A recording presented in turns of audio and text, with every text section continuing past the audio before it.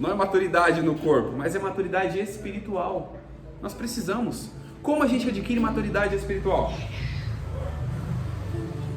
Meditando na palavra, orando, jejuando, tendo comunhão uns com os outros, porque isso gera maturidade, para a gente não ser enganado, não ser conduzido, não ser confundido e crescendo cada dia mais na graça do Senhor Jesus, que é importante, e no conhecimento. A gente deixa de lado, e Paulo fala, antes quando eu era menino, eu fazia as coisas de menino, andava com menino, fazia as coisas de menino, mas agora eu cresci, eu deixei as coisas de menino. O que eu faço? Coisa de adulto. O que adulto faz? Trabalha, tem que fazer compra. Criança não se preocupa com nada disso. Então está conduzindo a gente ao quê? A responsabilidade. A responsabilidade com Cristo, a responsabilidade com a nossa fé, a responsabilidade com Deus, a responsabilidade com a palavra. Está induzindo a gente à responsabilidade. Palavras de vida e esperança. No canal Discípulos Anônimos, com Rodrigo Farias. Prepare seu coração. Hoje a gente vai estudar Hebreus, o capítulo 6 e o capítulo 7. Mês passado nós não conseguimos estudar, né? O capítulo 6, então a gente vai fazer uma junção dos dois capítulos. Então, a título de introdução aqui, a introdução do capítulo 6 e 7, o escritor apresenta três grandes verdades. A primeira delas é o perigo da apostasia para aqueles que rejeitam deliberadamente a Cristo após conhecerem a verdade. Isso é apostasia. A pessoa que conhece a verdade e de repente abandona. A segunda coisa, a certeza da esperança baseada nas promessas imutáveis de Deus. Ou seja, a certeza e a espera baseada nas promessas de Deus que não mudam. E a supremacia de Jesus Cristo, o sumo sacerdote eterno segundo a ordem de Melquisedeque. O centro dessa mensagem é claro. A vida cristã não consiste apenas em conhecer os princípios da fé, mas em perseverar até a perfeição que há em Cristo, vivendo uma fé madura, frutífera e firme na esperança da nova aliança. Essa que nós temos a título de introdução do capítulo 6 e do capítulo 7. Ou seja, nós aprenderemos coisas valiosíssimas como toda a Escritura traz para a gente. Coisas valiosas que podem edificar a nossa vida, que vão edificar a nossa vida, transformar o nosso modo de pensar e tirar até algumas dúvidas que tem na nossa mente. Inclusive, quando eu cheguei aqui, a primeira coisa que o irmão Geraldo fez, abrir a Bíblia. Irmão Rodrigo, eu fiquei com dúvida nesse ponto. E a gente vai esclarecer algumas dúvidas justamente nesses pontos, para a gente tirar todas as dúvidas e seguir com a mente livre, entendendo a palavra e sendo frutífero cada dia mais na presença de Deus. Aqui nós vamos iniciar o capítulo 6. O capítulo 6 de Hebreus, no verso 1, nós já temos deixando os rudimentos. Essa versão que eu estou lendo aqui é a versão Almeida Revista e Corrigida. Então vamos lá. Capítulo 6, verso 1 de Hebreus. Por isso, deixando todos os rudimentos da doutrina de Cristo, prossigamos até a perfeição, não lançando de novo o fundamento do arrependimento de obras mortas e de fé em Deus. Aqui nós temos uma observação que quando o irmão Geraldo trouxe para mim esse verso, na versão que ele está lendo é King James, não é? É King James a sua versão da Bíblia? A minha é, mas é que eu tenho em casa, está rudimentos também. Tá. Princípios e rudimentos são praticamente as mesmas coisas. São as primeiras coisas, rudimentos e princípios, primeiras coisas, um conceito básico. O que o escritor está tentando trazer para a gente?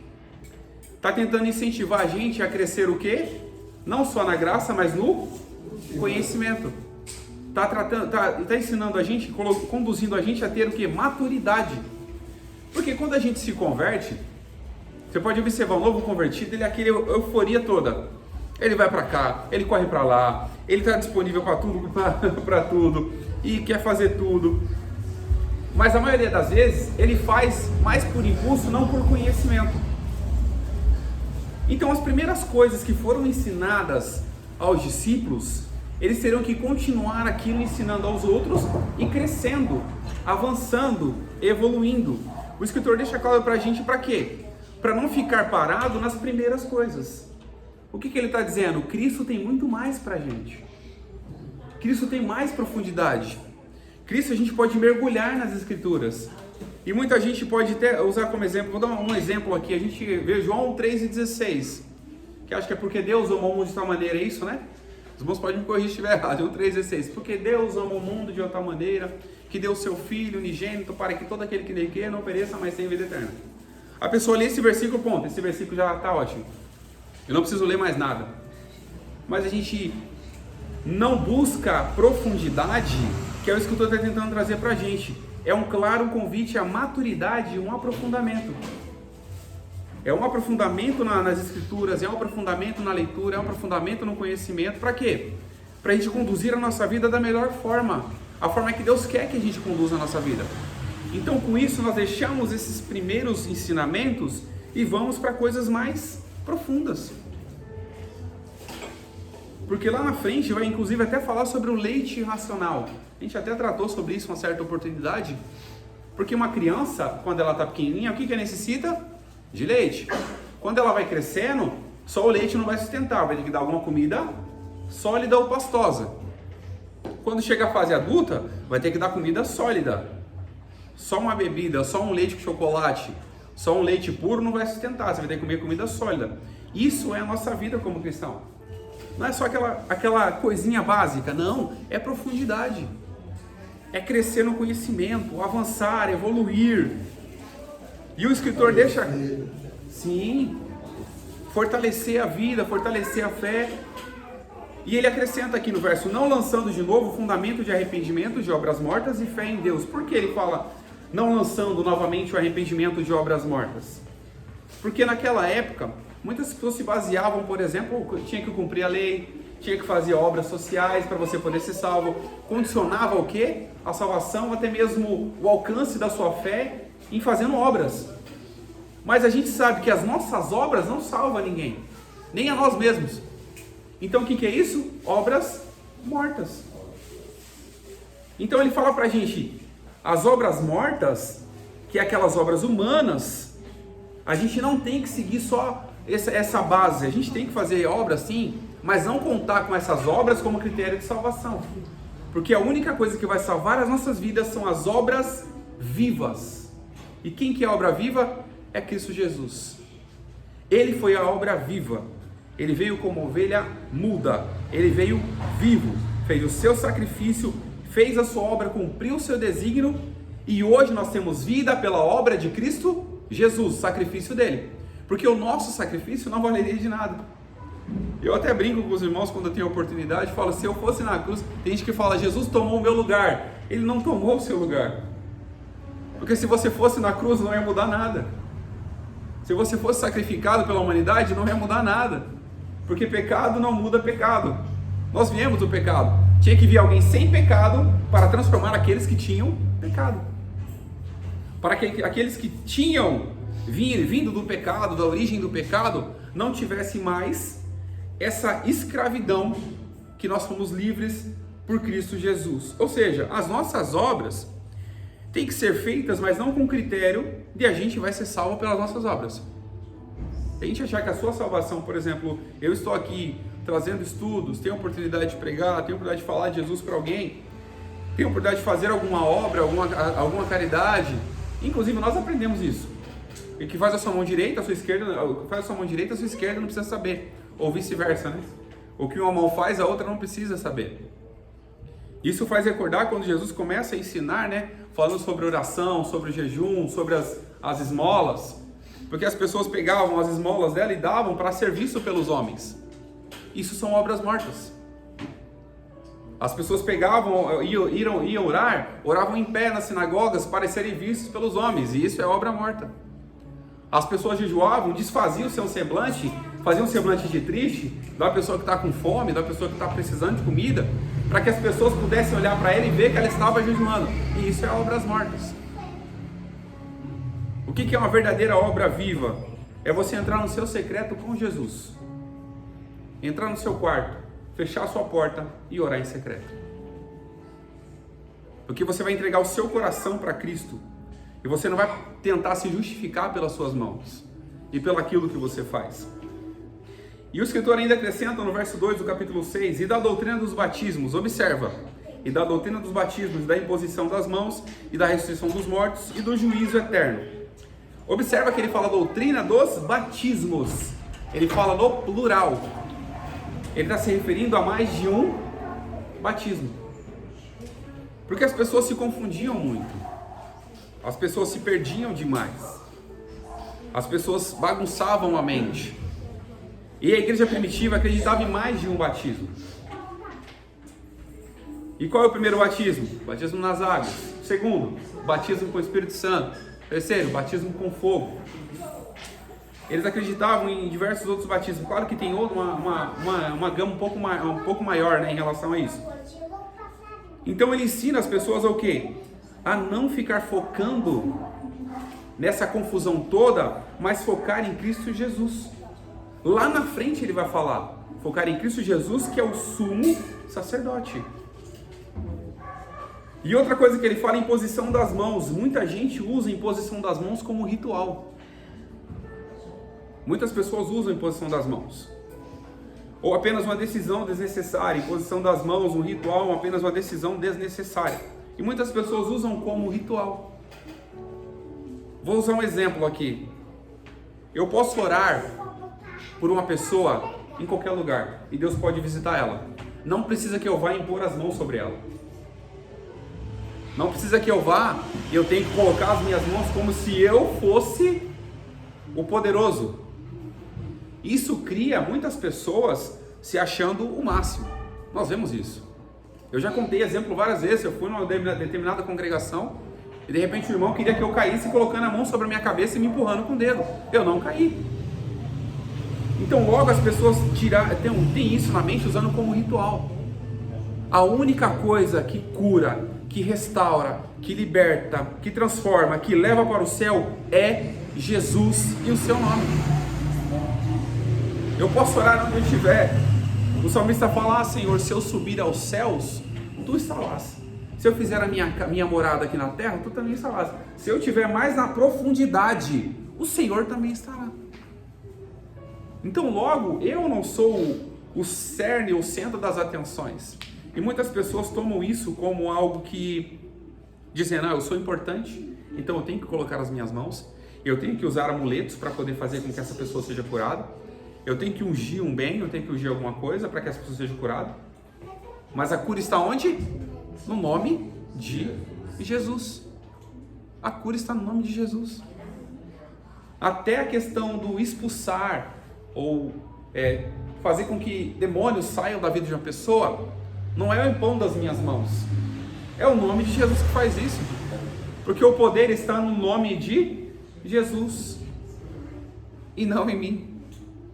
O poder está no nome de Jesus. E a outra coisa que ele fala sobre a ressurreição dos mortos, o ensino sobre arrebatamento e o fim da vida. Aqui nós sabemos que esse ensino ainda é pregado e vai continuar sendo pregado, porque um dia nós, se morrermos, ressuscitaremos. Se estivermos vivos, seremos arrebatados. Então, o escritor queria o quê? Que eles parassem de confundir tantas as mentes deles. Para quê? Que eles pudessem focar naquilo que é importante, que é Jesus. E havia tanta discussão, tanta disputa, e o escritor, trazendo para os hebreus, não queria que eles continuassem nessa confusão. E outro assunto que ele traz também sobre o juízo eterno, o julgamento de todos, ou para a condenação ou para a salvação. E o escritor ainda afirma no verso 3 e traz uma conclusão: e isto faremos se Deus o permitir. Logo, o que eu entendo? Às vezes passa situações na vida de qualquer pessoa, inclusive na minha já passei, de eu tentar pensar no futuro, como vai ser minha vida, o que eu posso fazer para melhorar. Eu estou fazendo pouca coisa. Eu começo a pensar tanto e não faço nada. Até o momento que eu começo a mudar a minha mentalidade, o que eu começo a fazer? Eu começo a pensar em Jesus. E eu falo a receita para qualquer confusão mental, que as pessoas vivem confusão mental, e muita gente, por falta de sabedoria, deixa de seguir certos preceitos E o escritor lá, Salomão, escreve, se eu não me falha a memória, em Eclesiastes: não se canse de fazer livros, mas o muito estudar é enfado da carne. As pessoas querem porque querem descobrir algo que não está sendo revelado. E as pessoas na confusão: eu tenho que impor as mãos. Eu estou pensando na ressurreição dos mortos, vamos discutir sobre isso. O juiz eterno, vamos discutir sobre o juiz eterno. As pessoas esquecem até mesmo de si, de lutar pela sua salvação, de buscar o conhecimento, de buscar a presença de Deus. As pessoas esquecem disso.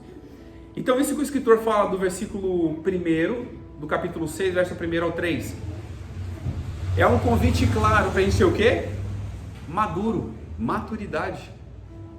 Não é essa maturidade no corpo. Hoje eu estou com 35 anos, às vezes eu esqueço até a minha idade. Não é maturidade no corpo, mas é maturidade espiritual. Nós precisamos. Como a gente adquire maturidade espiritual? Meditando na palavra, orando, jejuando, tendo comunhão uns com os outros, porque isso gera maturidade, para a gente não ser enganado, não ser conduzido, não ser confundido, e crescendo cada dia mais na graça do Senhor Jesus, que é importante, e no conhecimento. A gente deixa de lado, e Paulo fala: antes, quando eu era menino, eu fazia as coisas de menino, andava com menino, fazia as coisas de menino, mas agora eu, acho que é Paulo, né? Você não fala a memória? Mas agora que eu cresci, eu deixei as coisas de menino. O que eu faço? Coisa de adulto. O que adulto faz? Trabalha, tem que fazer compra. Criança não se preocupa com nada disso. Então está conduzindo a gente ao quê? A responsabilidade. A responsabilidade com Cristo, a responsabilidade com a nossa fé, a responsabilidade com Deus, a responsabilidade com a palavra. Está induzindo a gente à responsabilidade. E do verso 4 ao verso 8 fala sobre a eliminação da mente e o retorno às obras más, rejeição da fé e sacrifício. Esse é um dos textos mais discutidos na área teológica. Muitas pessoas comentam que uma vez salvo, salvo para sempre. Mas esse texto confronta literalmente isso. E do verso 4 fala: porque é impossível que os que já uma vez foram iluminados... Quem é iluminado? Aquele que foi clareado por alguma luz. Esse é iluminado. E provaram o dom celestial, e se tornaram participantes do Espírito, e provaram a boa palavra de Deus, o verso 5, e os poderes do século futuro. E recaíram, no verso 6, sejam outra vez renovados para o arrependimento, pois assim quanto eles, de novo crucificaram o Filho de Deus e expõem ao vitupério. Logo nós temos no verso 4, 3 observações. Iluminados, provaram o dom celestial e participaram do Espírito. A pessoa iluminada, aquele que reconheceu que Jesus é a luz. Jesus fala: eu sou a luz do mundo. A pessoa iluminada reconheceu a luz de Cristo, clareou a sua vida. Eu usei até um exemplo numa pregação que eu tive a oportunidade. Esse notebook que eu uso, eu estava sempre trabalhando com ele em ambiente escuro. Sempre trabalhando em ambiente escuro. E uma coisa que eu não percebi, que a tela dele estava suja, manchada. Eu só percebi que a tela estava manchada quando eu utilizei, eu estava no escritório e veio a luz do sol. Ou seja, quando clareou, eu percebi que a tela estava suja. O que é isso? É iluminação. É a iluminação da nossa mente, sendo iluminados por Cristo para quê? Para que qualquer sujeira estiver, Ele possa limpar da nossa vida. Quando eu vi a sujeira, o que eu fiz? Eu peguei um álcool, passei um álcool no interfolha e limpei. Porque essas são as pessoas iluminadas. Outras provaram o dom celestial, o dom da salvação. Porque pela graça serão salvos por meio da fé. Isso não vem de nós, é um dom de Deus. Ou seja, provaram os dons celestiais, provaram o dom da salvação, provaram a bondade de Deus, provaram a misericórdia de Jesus. Essas pessoas provaram. E além disso, eram participantes do Espírito. Ou seja, na conversão, porque o Espírito faz uma obra, convence o homem do pecado, da justiça e do juízo. E do revestimento, o batismo com o Espírito Santo, que é o revestimento de poder. Para quê? Para com ousadia pregar a palavra de Deus. Ou seja, essas pessoas tiveram a oportunidade de ser iluminadas, provaram o dom celestial, participaram do Espírito, provaram a boa palavra de Deus e os poderes do século futuro. Ou seja, provaram a boa palavra. Toda a palavra de Deus é pura. Provérbios capítulo 30, verso 5. Porque a palavra de Deus é pura e é escudo para aqueles que confiam nela. Ou seja, se nós provamos tudo isso e de repente nós abandonamos tudo isso, damos as costas para Jesus, o que nós estamos fazendo? Crucificando Jesus novamente, colocando Ele em sacrifício, em vitupério novamente. Nós estamos fazendo isso. Se recairmos. Aqui uma observação, quando fala recair, na maioria das vezes não é recair por acidente. Não é a gente recair por acidente. De repente a gente enganou, a gente fez alguma coisa errada e se arrependeu. Aqui estamos falando de uma recaída consciente. Quando a pessoa sabe que é errado, faz errado e continua fazendo errado. Logo, o que ela está fazendo com Jesus? Ela está crucificando o Filho de Deus novamente e expondo Ele à vergonha. Porque nós temos que perseverar até o fim.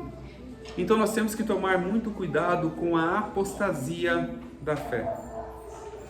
A apostasia é você escutar de tudo, não entender nada e abandonar Jesus. É você escutar de tudo, ouvir de tudo, não entender nada e abandonar a sua fé. É você querer saber tudo, entender tudo, não entender nada e abandonar Jesus e culpar Jesus. Isso é você apostatar da sua fé. Ou seja, essa recaída é consciente. Todo ser humano é consciente do que ele faz. A gente não pode de repente cair e botar a culpa em alguém. Nós somos conscientes. Tantas vezes em oportunidades da minha vida, eu descuidava na caminhada. Muitas vezes não por consciência. E de repente eu voltava, me arrependia e Deus perdoava. Mas aqui se a pessoa recai, se a pessoa não quer ser renovada, se a pessoa abandona, ela está crucificando Jesus novamente. E qual é o exemplo que o próprio escritor traz? No verso 7 e no verso 8. Porque a terra se embebe da chuva. A terra que embebe a chuva, que muitas vezes cai sobre ela e produz ervas proveitosas para aqueles por quem é lavrada e recebe a bênção de Deus. Mas a que produz espinhos e abrolhos é reprovada, e perto está a maldição, o seu fim é ser queimada. Olha só o exemplo, o comparativo que traz. Porque a terra que embebe a chuva e produz ervas, logo é uma terra frutífera, é uma terra boa, produz ervas, recebe a bênção de Deus. Mas essa mesma terra, quando a gente deixa sujeiras, deixa coisas impróprias. Vou usar até um exemplo. Tem um terreno ali em Interlagos que ninguém pode construir nada nele. Muitas pessoas já passaram ali, fica do lado de uma igreja. Ninguém pode construir nada, porque aquela terra é contaminada. Terra contaminada não tem como ser construída nada. A terra tem que estar limpa, purificada. Ali quem toma conta é as Forças Armadas também. Oi? Quem toma conta ali é as Forças Armadas. É, porque ali é praticamente, quando envolve essa questão, acho que de química, né? É mais a questão federal, quem cuida é o exército dessa parte. Mas ele dá um exemplo, mas o que produz espinhos e abrolhos é reprovada e perto está uma maldição e o seu fim irá ser queimada. Ou seja, a terra que produz espinho. Para que serve o espinho? Os abrolhos. O escritor deixa claro. Os espinhos servem e os abrolhos, essas obras é reprovada e perto está da maldição. E o seu fim é ser queimada. Isso traz exemplo às nossas vidas, é o que? A pessoa espinhosa. Ninguém pode chegar perto dela, ninguém pode falar nada para ela, ninguém pode corrigir ela. Então qual que é o fim dela? É ser afastada, é ser distanciada. De quem? De Cristo. Que é uma das coisas mais difíceis. Ou seja, a iluminação da mente, o retorno às obras más.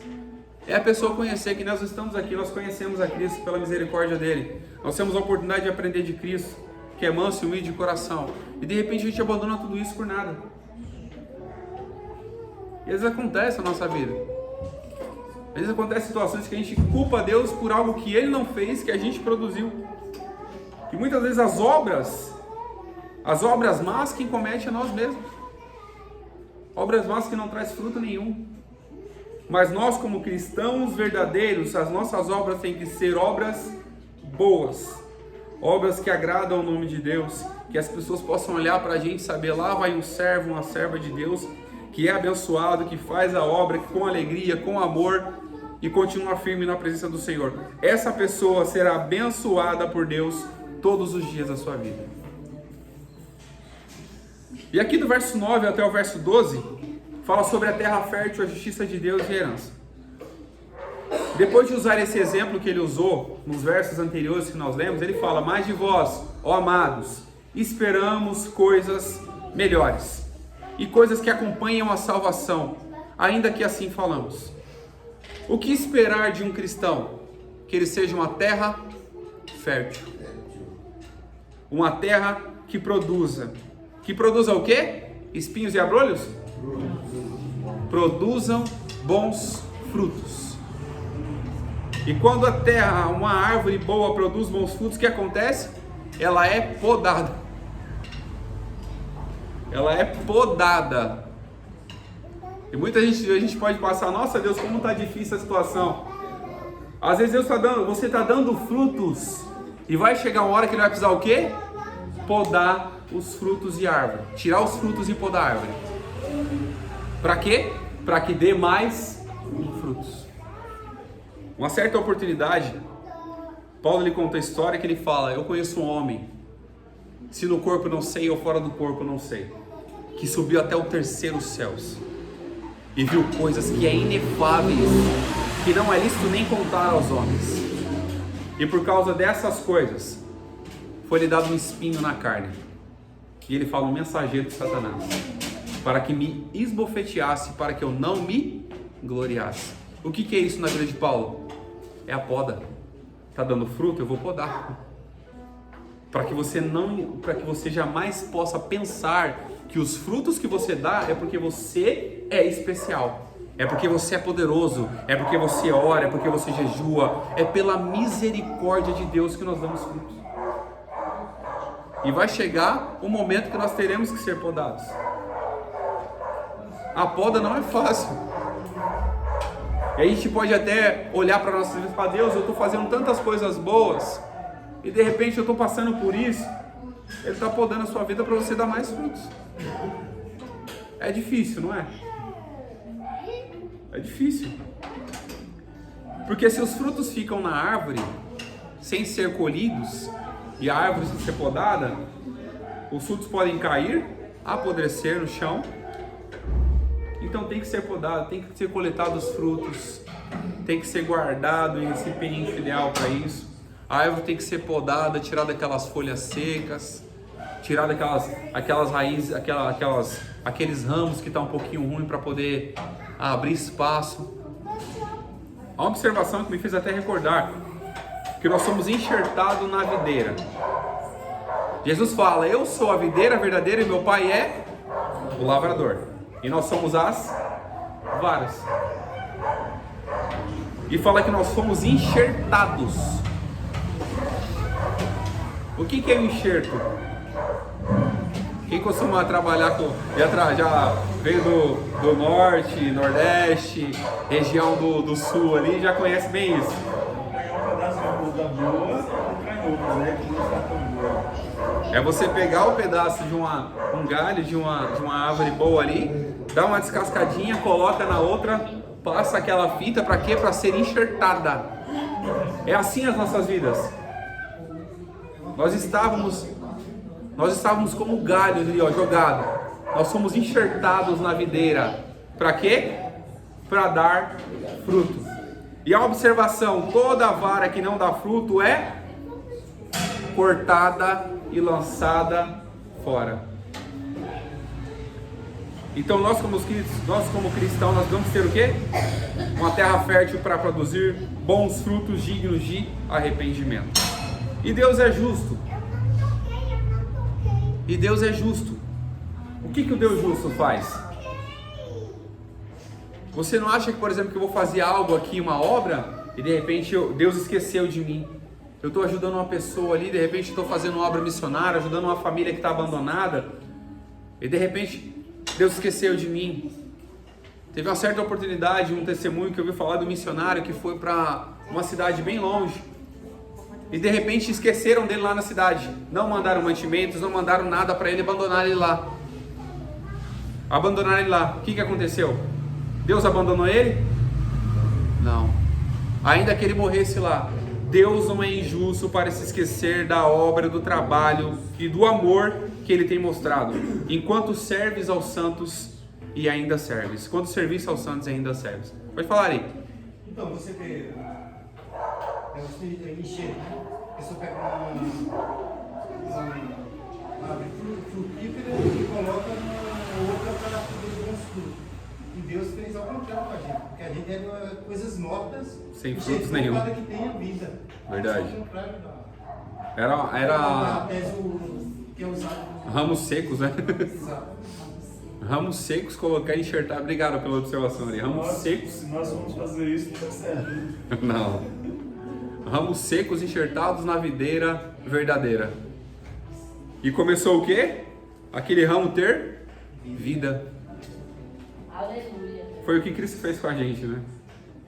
Não tínhamos vida, não tínhamos esperança, só nos restava o abandono, a morte. Mas o Deus que amou as nossas vidas enviou seu Filho para quê?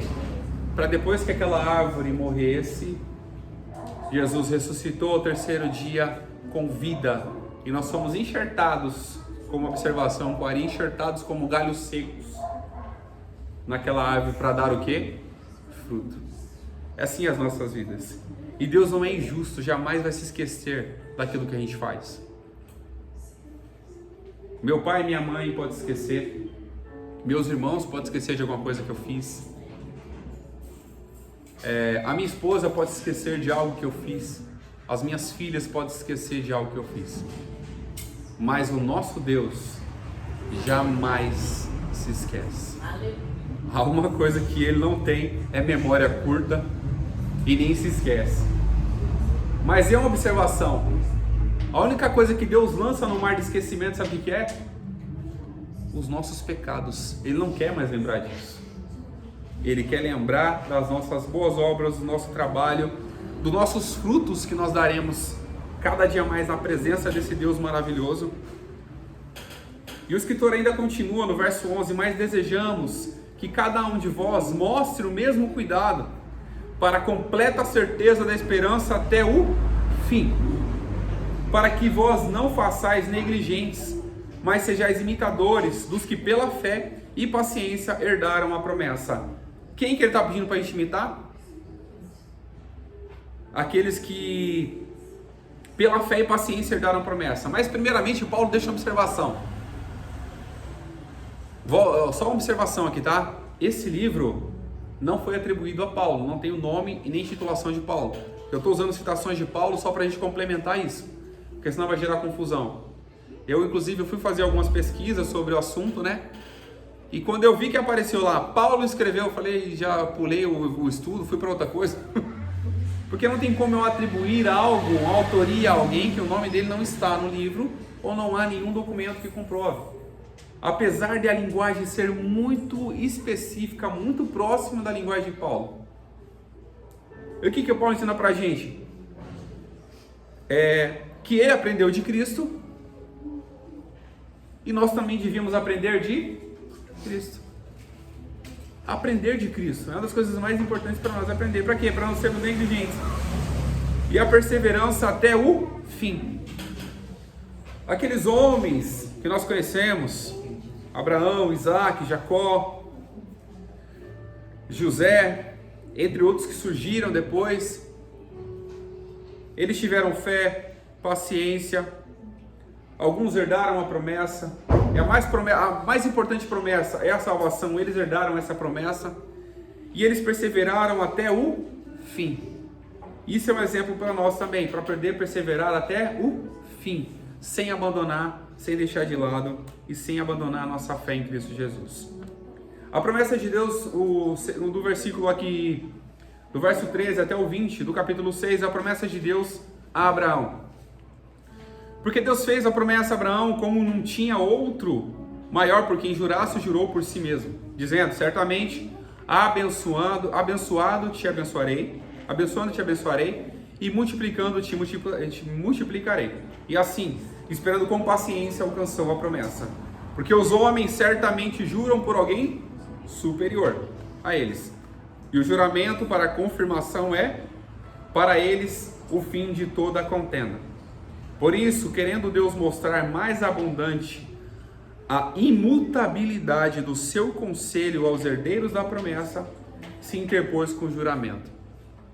Para que, por duas coisas imutáveis, nas quais é impossível que Deus minta, tenhamos firme a consolação, nós os que pomos o nosso refúgio em reter a esperança proposta, a qual temos como âncora da alma, segura e firme, que penetra até o interior do véu, onde Jesus, nosso precursor, entrou por nós, feito eternamente sumo sacerdote segundo a ordem de Melquisedeque. Deus abençoou Abraão, Melquisedeque, né? Abençoou Abraão. Nós observamos que Jesus, ele é apresentado como sumo sacerdote segundo a ordem de Melquisedeque. E um pouquinho mais à frente nós vamos ver essa observação. Quem era Melquisedeque? De onde ele veio? Quem é ele? Qual é a sua figura? Qual é o seu exemplo nos dias atuais? Então, Deus não tinha... Quando fala sobre a promessa aqui, né? Sobre o juramento... Quando Deus fez a promessa a Abraão, ele não tinha por quem maior, outro maior que jurasse, jurou por si mesmo, que ia abençoar Abraão. E logo nós sabemos que nós fazemos juramento, tem que ser por alguém superior, né? Eu juro por Deus, tem que ser por alguém superior. E Deus fez esse juramento por si mesmo porque não tinha nenhum outro maior que ele. Não existiu, não existe e nunca irá existir alguém maior do que o nosso Deus poderoso para nos salvar. Aonde Jesus, o nosso precursor, entrou por nós, feito eternamente sumo sacerdote segundo a ordem de Melquisedeque. Aqui nós encerramos o capítulo 6, porque eu não aprofundei mais, porque no capítulo 7 ele deixa praticamente algo mais aprofundado sobre isso. Então a gente vai se aprofundar no capítulo 7. Melquisedeque abençoou Abraão. Hebreus capítulo 7, do verso 1 até o verso 3. Porque este Melquisedeque, rei de Salém, ele se apresenta como rei de Salém, sacerdote do Deus Altíssimo, e que saiu ao encontro de Abraão quando ele regressava da matança dos reis e o abençoou. A quem também Abraão deu o dízimo de tudo. E primeiramente por interpretação, rei de justiça, e depois também rei de Salém, que é o quê? Rei de paz. Sem pai, sem mãe, sem genealogia, não tendo princípio de dias nem fim da vida, mas sendo semelhante ao Filho de Deus, permanece sacerdote para sempre. Por isso que eles fazem muito um comparativo, e é uma figura, né? Trazem como figura Melquisedeque como a figura de Cristo. Porque Melquisedeque é rei de Salém, sacerdote do Deus Altíssimo. Ele abençoou Abraão. Abraão deu dízimo para ele. Quando fala dar o dízimo, é o que? Alguém que é maior. Quem é que recebeu o dízimo? Aquele que era maior. Aquele que era maior do que Abraão. E Abraão deu o dízimo para Melquisedeque, significando, simplificando o quê? Que ele era maior. E primeiramente por interpretação, rei de justiça e rei de paz. Quem é o rei de justiça? Jesus. Quem é o rei de paz? Jesus. E eles trazem como figura. Por quê? Porque no verso 3 fala que ele não tinha pai, não tinha mãe, não tinha genealogia, não tendo princípio de dias nem fim de vida, mas sendo semelhante ao Filho de Deus, permanece sacerdote para sempre. Ou seja, uma figura literal de Cristo.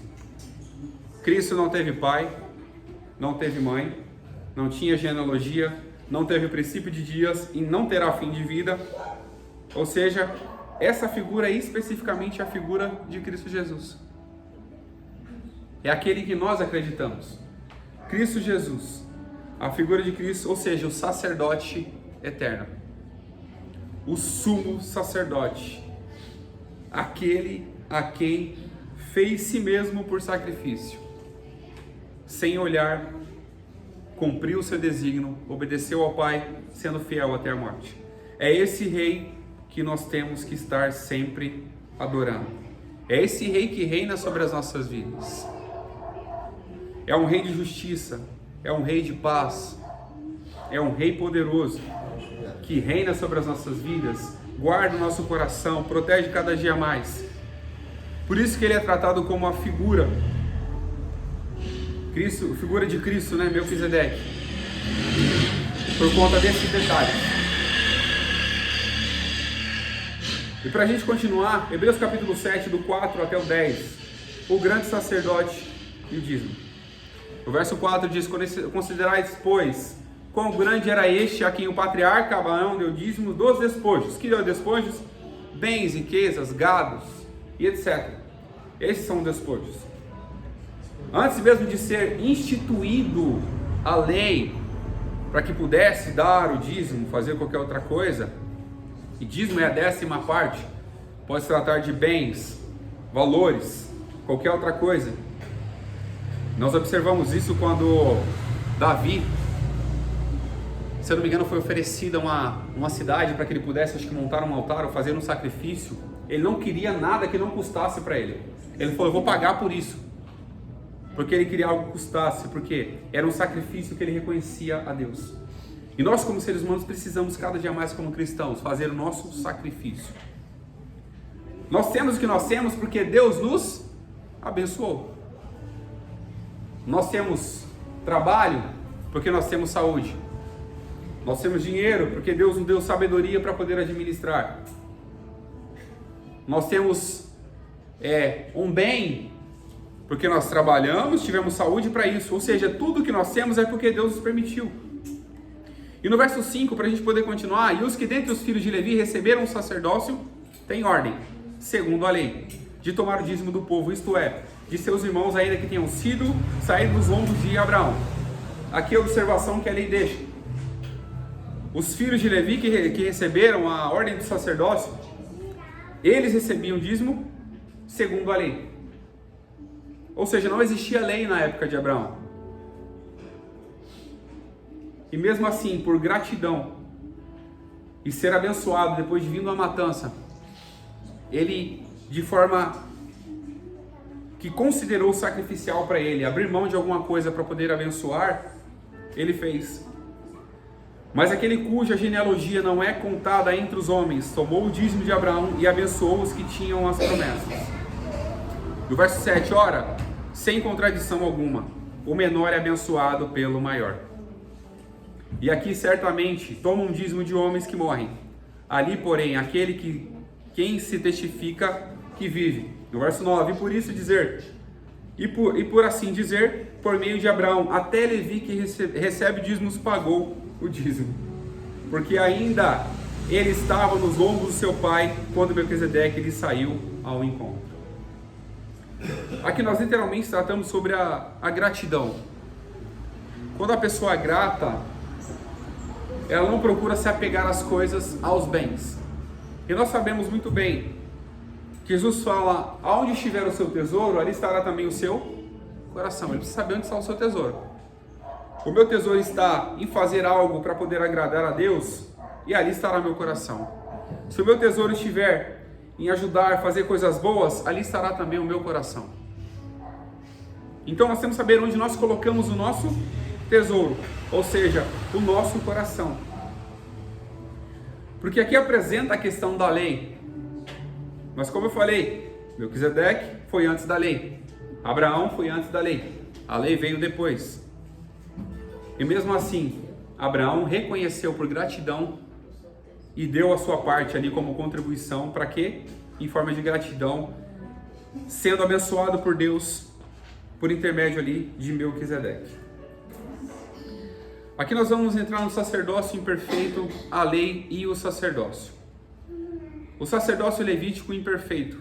Hebreus capítulo 7, do verso 11 até o 16, De sorte que, se a perfeição fosse pelo sacerdócio levítico, porque sob a lei o povo recebeu a lei, porque sob ele o povo recebeu a lei, que necessidade havia mais de que outro sacerdote se levantasse segundo a ordem de Melquisedeque, e não fosse chamado segundo a ordem de Arão. Aqui é um detalhe que me chamou muita atenção. E eu achei tão gratificante isso, fiquei tão glorioso com isso, né? E no verso 12 fala, porque mudando-se o sacerdote, necessariamente faz também mudança da lei.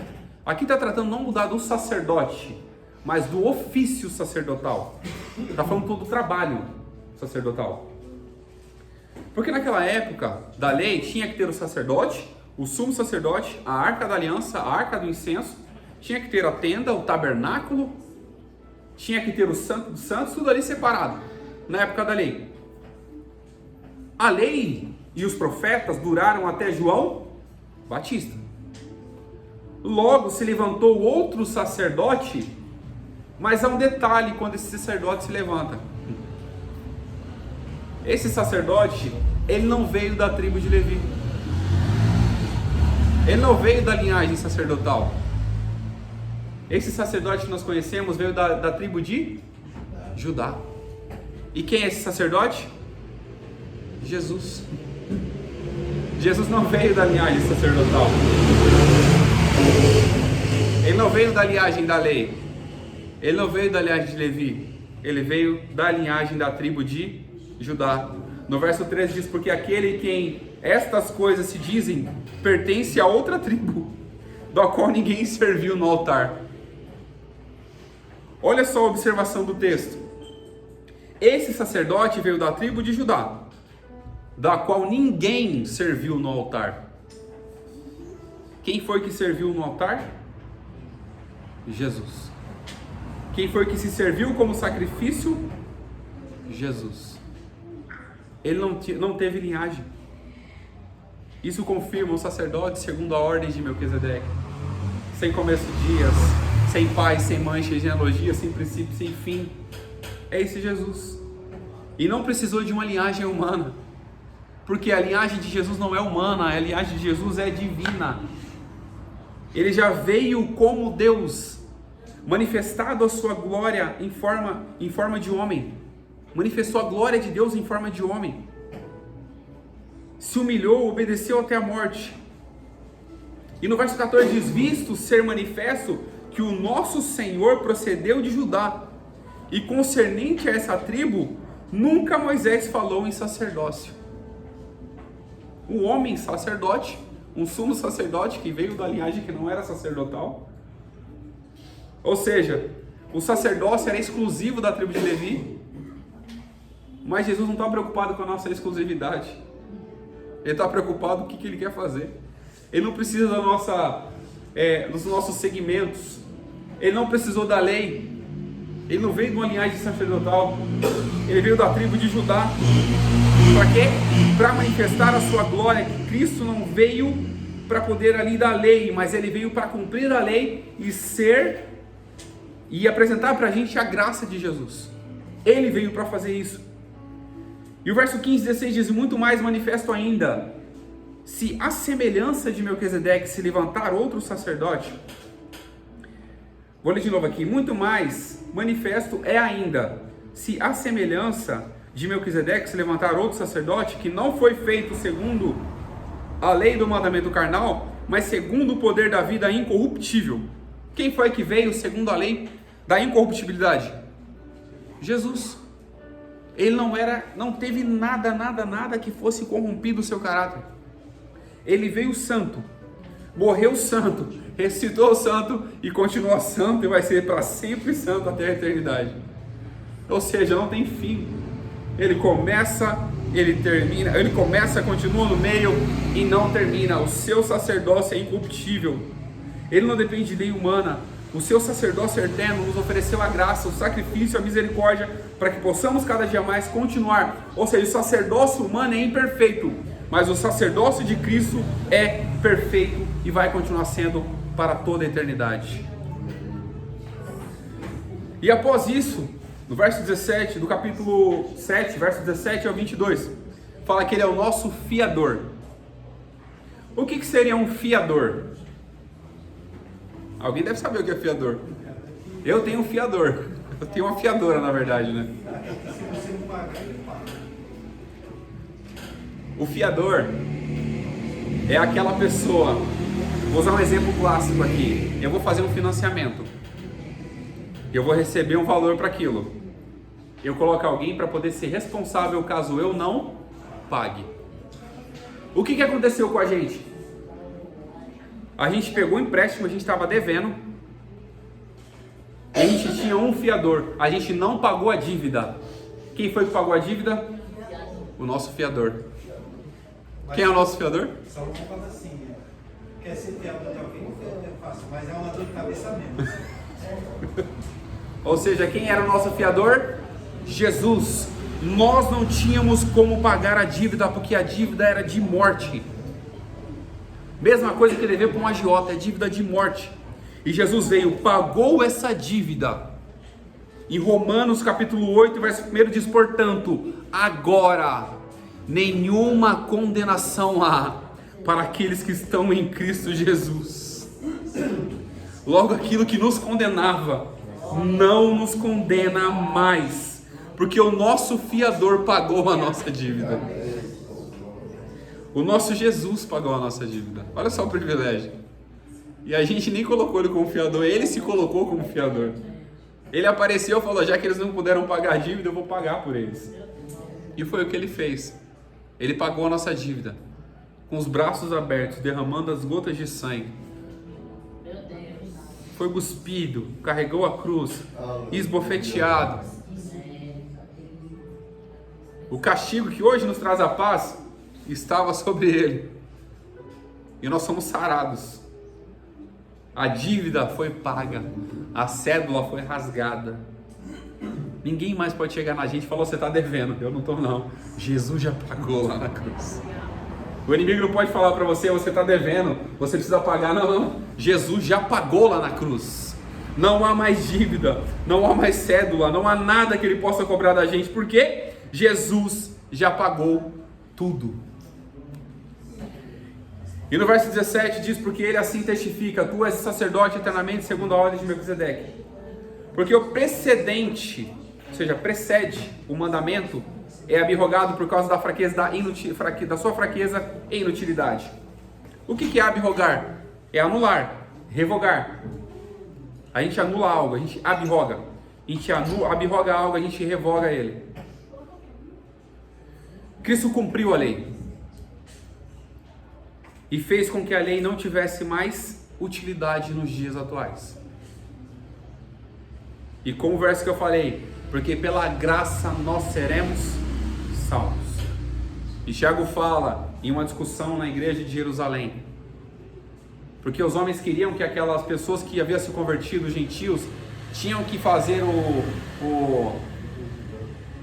a circuncisão, tinha que guardar a lei para ser salvos. Logo, a salvação com Jesus não tem condição, é acreditar que Ele é poderoso para salvar a nossa vida pela graça e não por mérito, não por obras humanas. E Paulo fala isso lá em Romanos no capítulo 7. Porque a lei nenhuma coisa aperfeiçoou, e de sorte é introduzida uma melhor esperança, pela qual chegamos a Deus. E qual é essa esperança? Jesus. A nossa esperança é Jesus. Em Romanos capítulo 7, Paulo começa a falar, a lei veio, e quando a lei veio, logo apareceu o meu pecado, e eu morri. Ele fala isso. Ele ainda acrescenta outros versos, fala, miserável homem que eu sou, o que me livrará do corpo dessa morte? E fala, esse capítulo literalmente fala sobre a lei. Fala sobre a lei não aperfeiçoou. Ele fala, o mandamento, acho que nascendo, manifestou o que eu era e eu morri. E nós sabemos, a lei apresenta pra gente, a lei foi criada por causa do homem, não o homem por causa da lei. O homem estava tanto pecado, Deus falou, vou criar um mandamento, porque senão eles vão se desvirtuar tudo. Logo, ninguém teve condições de cumprir a lei, a não ser alguém que apareceu segundo a ordem de Melquisedeque? Jesus. Ele cumpriu toda a lei, do começo ao fim. E falou: agora está quitada a dívida. Agora eles vão ser salvos pela graça em Cristo Jesus. E no verso 20 eles dizem: visto como não é sem prestar juramento, porque certamente aqueles que sem juramento foram feitos sacerdotes, mas estes com juramento por aquele que ele disse: jurou o Senhor e não se arrependerá, tu és sacerdote eternamente, segundo a ordem de Melquisedeque. Logo aqui faz um paralelo sobre a lei e o juramento feito. Os sacerdotes não foram instituídos por juramento, mas foi pela lei. Mas esse sacerdócio de Jesus foi por juramento. Salmo 110, no verso 4, fala sobre isso. Jesus foi instituído por juramento de Deus. E voltamos a falar, Jesus não podia jurar por nenhum outro maior que ele, porque ele é maior. Ele jurou por ele mesmo. Não tinha outro maior que ele. Então ele jurou por ele mesmo. A lei instituiu sacerdotes sem juramento, mas Jesus foi instituído por juramento, logo sem a necessidade da lei. De tanto melhor aliança, Jesus foi feito fiador. E a gente conclui aqui esse tópico, né? De tanto melhor aliança, Jesus foi feito fiador. Ou seja, depois de explicar tudo isso e falar também sobre a lei, falar sobre o juramento, Jesus se apresenta como o nosso fiador, feito fiador segundo o juramento. Para quê? Para pagar a cédula que nós estávamos devendo e não tínhamos como pagar mais. A dívida estava impagável. A dívida estava impagável. Então não tinha como a gente pagar essa dívida. A gente podia fazer o que for, não tinha como pagar a dívida. Mas Jesus pagou essa dívida por nós. Aqui só uma observação, a retificação da aula anterior. Eu coloquei no slide da aula anterior que a oficialização do sacerdócio havia sido estabelecida em Gênesis 28 a 32. Mas eu confundi o livro, não é Gênesis, é Êxodo. No slide anterior eu até coloquei aqui a observação, a aberturinha ali do slide, porque eu acabei confundindo o livro. O capítulo é o mesmo, eu só confundi o livro. Porque às vezes a gente vai estudar, vai pegar anotação e acaba anotando o livro errado, entre outras coisas. E é só para poder fazer essa observação, tá? Então a oficialização do sacerdote se deu em Êxodo capítulo 28 até o 32. Amém? Então a gente já, para finalizar aqui, já está para a conclusão. O sacerdócio eterno e perpétuo, na verdade, verso 23 até o 28. Do capítulo 7 mesmo. Na verdade, aqueles que foram feitos sacerdotes em grande número, porque pela morte foram impedidos de permanecer. Ou seja, o sacerdócio humano se encerra na morte. O sacerdócio humano se encerra na morte. O verso 24 fala: mas este, porque permanece eternamente, tem um sacerdócio perpétuo. Ou seja, o sacerdócio de Cristo não encerra na sua morte, mas continua na sua ressurreição. O sacerdócio humano, ou seja, qualquer pessoa aqui, um dia vai encerrar sua vida na morte. Se Jesus não vier até lá, eu vou encerrar a minha vida e eu vou morrer. Mas o sacerdócio de Jesus não. O sacerdócio de Jesus se apresentou, foi até a morte, ressuscitou ao terceiro dia e é um sacerdócio eterno e perpétuo. Ou seja, ele continua sendo aquele que apresenta a Deus, intercede por nós. É Jesus. Não é outra pessoa, é Jesus. Jesus que intercede por nós. Portanto, verso 25, pode também salvar perfeitamente os que se achegarem a Deus, vivendo sempre para interceder por eles. Porque nos convinha tal sumo sacerdote santo, inocente, imaculado, separado dos pecadores, e feito mais sublime do que os céus, que não necessitasse, como os sumos sacerdotes, de oferecer cada dia sacrifícios, primeiramente pelos seus próprios pecados, e depois pelo pecado do povo. Por isto se fez ele uma vez, oferecendo-se a si mesmo em sacrifício. Porque a lei constituiu sumos sacerdotes a homens fracos, mas a palavra do juramento que veio depois da lei constituiu ao Filho perfeito para sempre. Esse verso 26, nós temos ali a observação no capítulo 53 de Isaías. Quem deu crédito à nossa pregação é quem se manifestou abaixo do Senhor, porque foi subindo como renovo, como uma raiz em terra seca. Olha só para você ter a observação. Uma raiz em terra seca. A terra estava seca. Jesus subiu como raiz em terra seca. Não tinha aparência nem formosura para que o desejássemos. Estando ele ali, não fizemos caso algum dele. Mas verdadeiramente, ele levou sobre si as nossas iniquidades, as nossas dores. O castigo que nos traz a paz estava sobre ele, e pelas suas pisaduras nós fomos sarados. Nós precisávamos de um sacerdote eterno, e Jesus se apresentou como nosso sumo sacerdote eterno, segundo a ordem de Melquisedeque, e abençoa as nossas vidas todos os dias, e um dia nos levará, e aonde ele estiver, nós estaremos também. E para a gente concluímos o capítulo 6 e 7 de Hebreus, percebemos que o autor conduz nossos olhos para uma única direção. Qual é a direção? Jesus.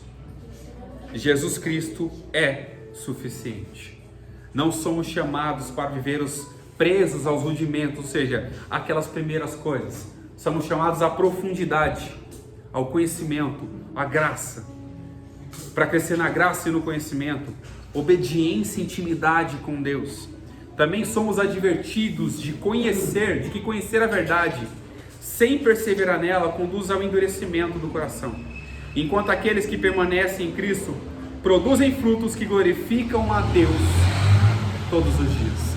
E que Deus abençoe a cada um em nome de Jesus.